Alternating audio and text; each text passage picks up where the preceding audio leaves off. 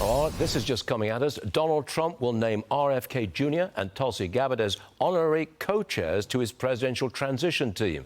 They'll help him select policies and personnel for a second Trump administration. Gerry Baker is here from the Wall Street Journal. We just announced this. Is this a big plus for Trump?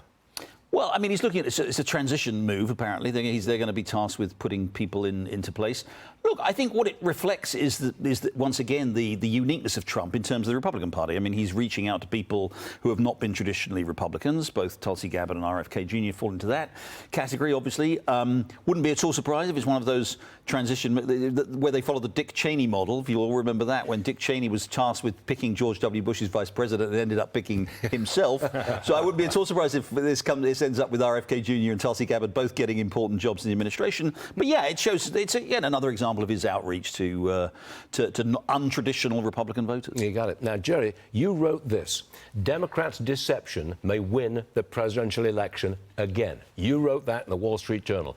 But lay it out for us, please. What's the deception? They do it all the time. They come up with especially at a convention, but they come up with an image that presents themselves as being very much in the mainstream, very much in the political mainstream. Obama did it in 2008. It was very much, remember, his great message was, I'm going to bring the country together, I'm going to heal the country. Went back to his speech from earlier when he talked about there isn't a red America and a blue America, there's one America.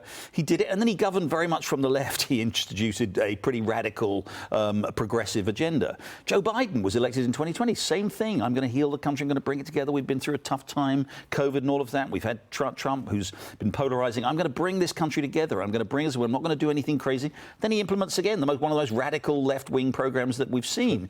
We're getting it again with Kamala Harris. Kamala Harris's convention last week was all about America and people chanting USA, USA, USA. And I'm going to be tough on crime and tough on the border and tough on national security. Surprise, surprise, they're going to do it again. We're going to have another 4 years, if she gets elected, of yet another significant movement towards the very significant movement towards the left.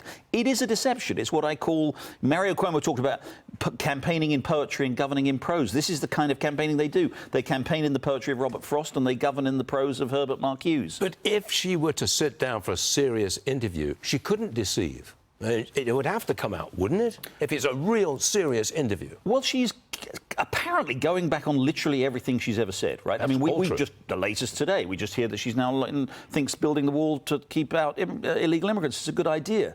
She's gone back on everything. So presumably that's the playbook, right? Did she really come out and say, build the wall? She said that her opposition... Say it? I can't remember what the terminology was, but her opposition to the wall is no longer operative, right, to that policy of Trump's, that what she said back in 2016, 2017, no longer applies.